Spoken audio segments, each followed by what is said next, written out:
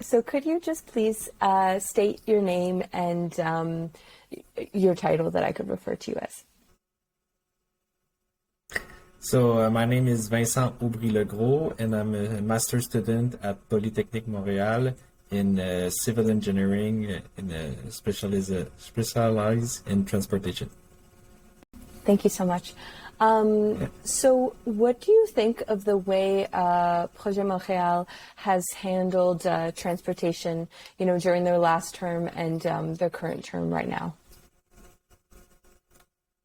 Well, I've looked back at the promises they made in 2017, the first time they wanted to be elected, and I saw the promises the 300 new buses to bring to Montreal to increase the buses service, and they actually have complete this promise. So all 300 buses have been delivered in November 2021. So for this particular point, they did very well. They really did convince the government to bring extra funding for those buses.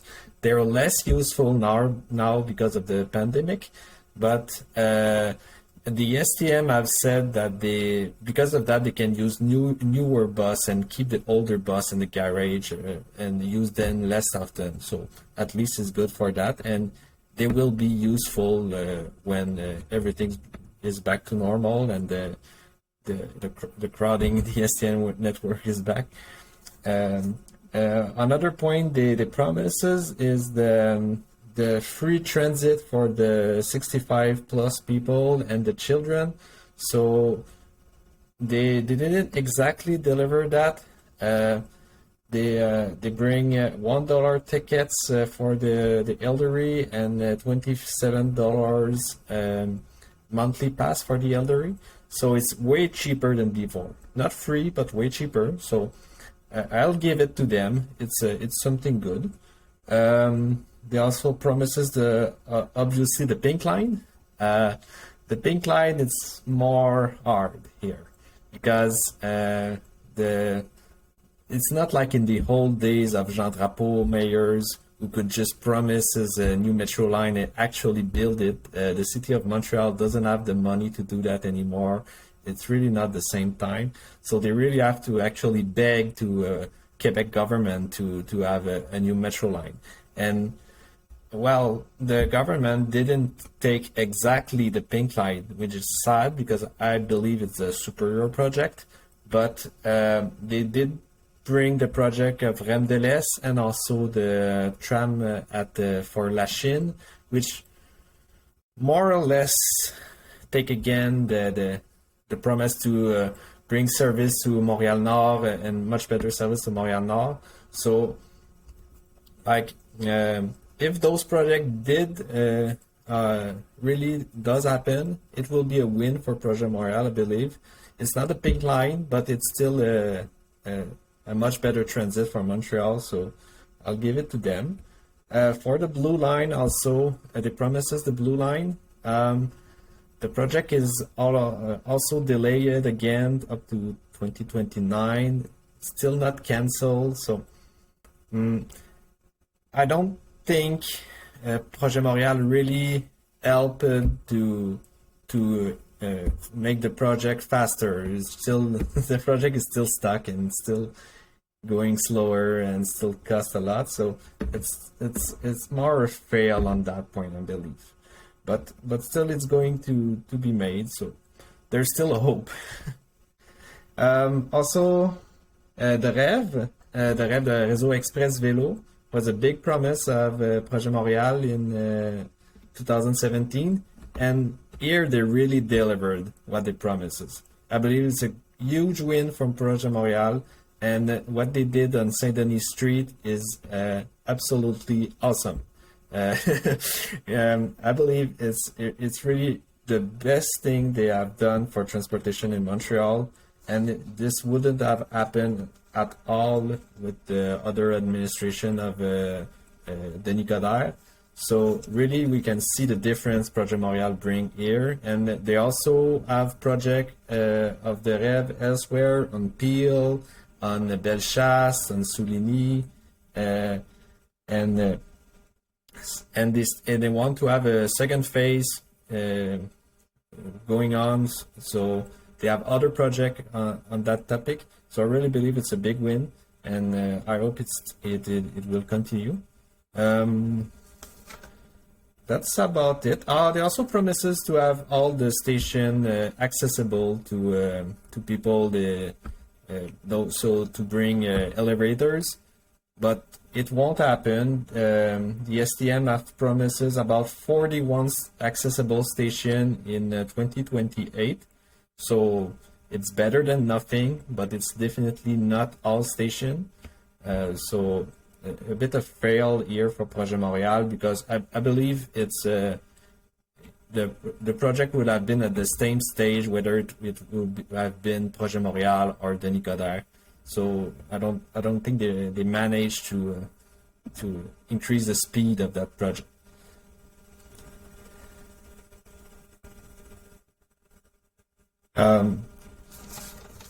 For the 2021 campaign, they also have great promises, but it's still a little too soon to to say if they have managed to do it. But they keep promises new REV infrastructure, so new cycle path. They want they still want to do the pink line. Sadly, it won't happen. It will be the Rem de l'Est or the Lachine tram. They still have promised the 300 bus, but that one, it was an easy one because it was already done almost. Yeah, an important one are the SRP BRT project, the promises on Henri Bourassa and other big street like that. I believe it's a nice project to have in the next years. We'll see if they'll be able to deliver it. Smaller scale than a metro line too, so maybe the city will be able to do them with less help from the provincial government. So we will have to judge then on that on the next election. Do you think that Projet Montréal could do even more than what they have promised, and what do you think is maybe most beneficial for Montrealers who use transit? I don't believe they will do more on those big promises than what they promises, because those are hard promise to do. You have to secure funding from different government. You have to do consultation with the population. Sometimes it's difficult to convince everyone it's a good project, and so honestly, if they manage to do half of them, it will be a win for them. That's the realistic optic. But I do believe they will do many small scale projects in the streets, so to bring the sidewalk better, maybe a few cycle paths there and there, and maybe not all those projects would have been political promises, but they will do them. And those are good projects, and it's better to increase our quality of life. And I do believe many small projects also make a great difference at the end when you add them up. So I think we're still on a good path on that. I know that we spoke about this last time we met in person, but I want to talk a little bit about free transit, especially with climate change becoming a more pertinent issue we have to deal with.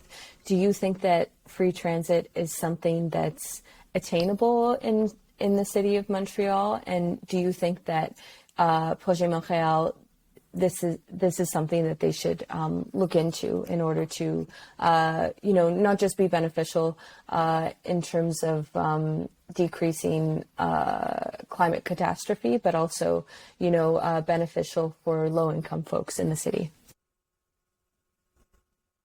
Yes, it's still it's very something that's plausible. We can do it. if there is government will, it's a easy project to do. You just have to stop collecting fare. You have to put it in the budget. So you have to find funding elsewhere. But we have seen really recently that the government does have some extra money to spend. Let's talk about the provincial government. For the election, they're bringing us a $5 check for almost every single Quebecer. And this is not like the most efficient measure to help lower income folks because they bring money to high income folks who earn almost $100,000 per year. So they don't really need it. So all this money could have been used to actually make public transit free. At least for 1 year. It could have been a 1 year thing if you wanted. It really would have helped lower income folks. So let's take for instance a person who have a monthly fee, a monthly pass every month. It would have saved $1,000 almost for years. And so it's much more than the 500 that the government brings them.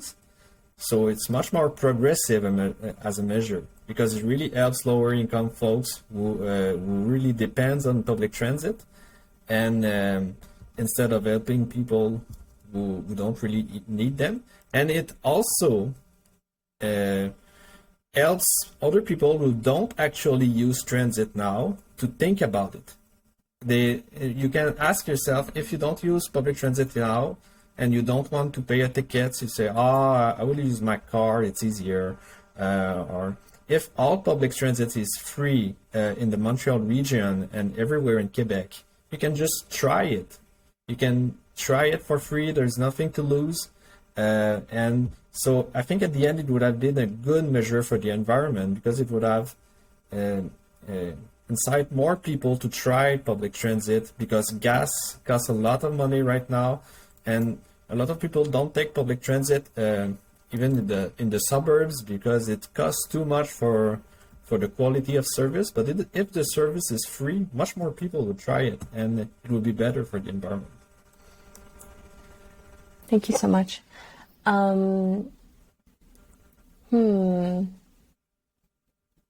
I don't have many questions because you really went through everything, which was very helpful. Thank you. I prepared myself. Yeah, you were very prepared. I wanted to be ready. I guess, I don't know, is there anything that you've come across in terms of transit that other cities are doing, not even just in Canada, but maybe anywhere else in the world that you think is really wonderful and should be something that the city of Montreal should look into to benefit our transit? That's a good question. Maybe I could talk about I know it's a different reality, but in China they really brings and builds hundreds of kilometers of rails every single year. Every single day they're building. And so I believe this is the mindset we should have here also in Quebec, whether it's in Montreal or in the other city. We should just keep building because we have a climate crisis and it's going fast to us. We're going to the wall very fast, and we really need to stop the dependency on car. We have to make sure that everywhere in the province, people are able to live without a car for their daily errands. And so in all the city of Quebec, we should be buildings, new tram lines, new metro lines.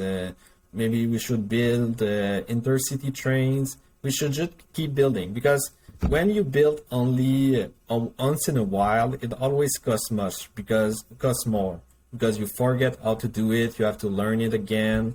You have to bring new machinery, bring new formation. But if you just keep building, you can build for a smaller cost by kilometers, and at the end we will win.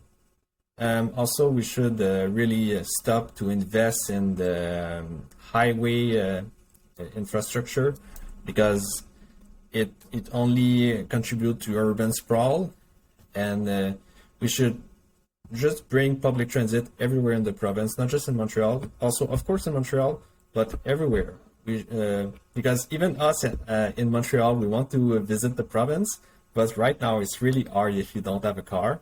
And people in the province want to go to Montreal, but they know there's a lot of traffic. They know it's hard to park. So if they could just come to Montreal in a train, it would be so much easier for everyone. Thank you so much.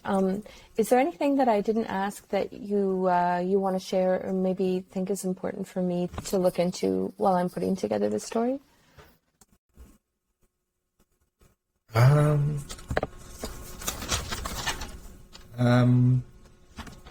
don't think so. Maybe I would just say that I know there's a lot of critique on the RAM, on how it's an ugly project, a noisy project. It takes a lot of space, and of course we should do everything to make it the better project possible. But we also have to think that and work with what we have now. And what we have now is a CAC government, more right-wing government, who is more on the privatization on public transit and spending the less money on it. So when they actually want to do a project, we should take it, because as I've said before, the climate crisis is here. And so maybe with another government, we could have different project that maybe will be better, but we might not have the time to wait for that. So we should just go. And yeah, that's my point. Yeah.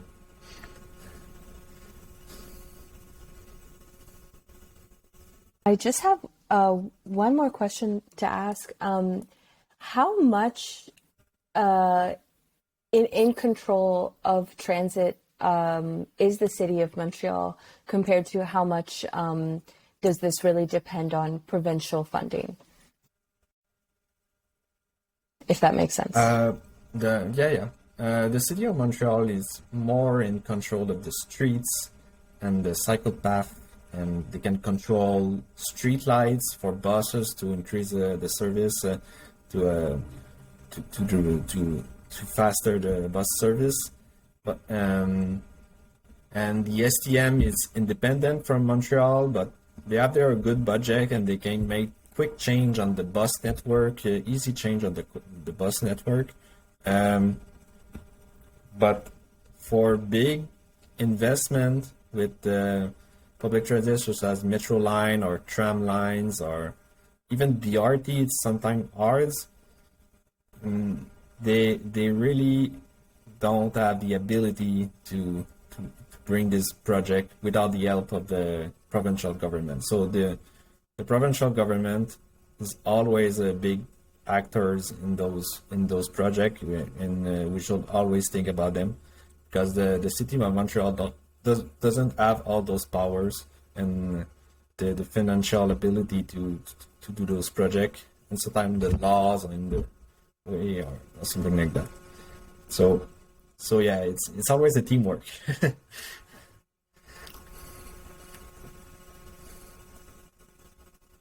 Thank you so much for your time. It's been such a pleasure to speak to you, and thank you for coming so prepared. It made things so easy. Much pleasure. Yeah. So I really appreciate it. If there's anything you think of at all, feel free to message me. But if I just need to double check, is it okay to message you on Facebook? Yeah, it's fine. Perfect. Thank you Thank so you. much again for your time. So just one last thing is with this platform, just when I end the call, could you leave the window open just for a minute or two? It says it's at 99% uploaded, but it might just take another minute or so if it's not too much trouble. So I click on Leave Studio, or I don't click on it. I'll end the call. You can also leave the studio. Well, actually, so I'll make it easy. I'll end the call, and then just the window that it leaves you on, just for about 2 minutes until it says 100%, if that's okay. Okay, I understand. Perfect. Yeah. Okay. Wonderful. Okay. Thank you so much again. Thank you. Have a lovely night. Goodbye. Appreciate your time. Bye. Thank you. Goodbye.